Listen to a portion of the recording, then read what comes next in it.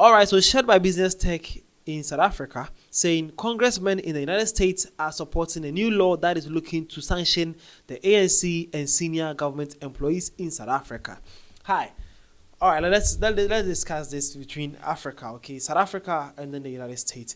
This issue has been going back and forth so many times that Trump is always looking for some way. I don't know what, but it's actually getting boring, and Trump and the US needs to do something about that. Because what is this? Why every day is between US and South Africa? Ever since this Trump administration came about, and then they had Transpower, Elon Musk, things have actually not been going smoothly for the South African people. Well, this is what is happening though.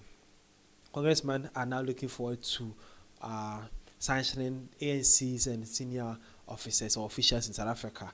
Well, what's happening? But we'll see this. As this was shared, some South Africans were not happy.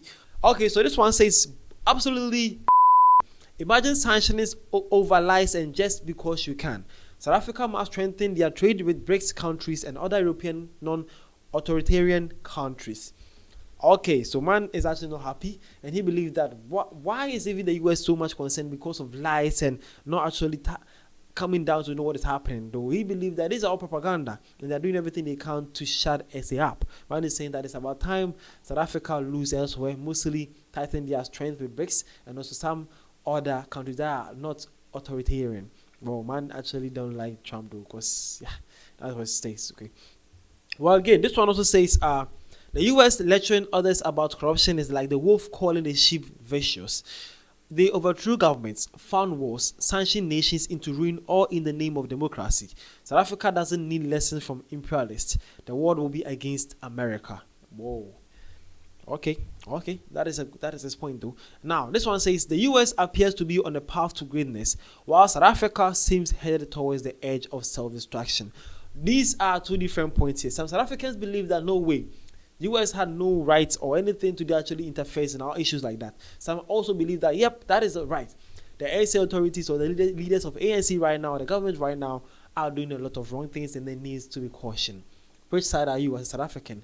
At the comment section, let me know which side you are playing from, because this is actually getting interesting. Again, this one also says the imperialist agenda will only strengthen the African National Congress and the people. President Ramaphosa is doing a great job. Well, man is saying that all these things are actually going to get people strongly behind the ANCs and the President Cyril Ramaphosa. Wow, what is actually happening here? Let's dive inside and see. So shared by the Business Tech, they say officials in the United States Congress have introduced a bill to sanction senior South African government and ANC officials who support their adversaries.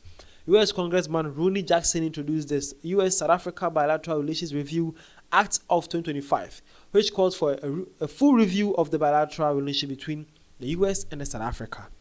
Jackson's office said the bill will help advance US President Trump's foreign policy agenda by giving him the tools necessary to impose sanctions on South African officials who support America's adversaries.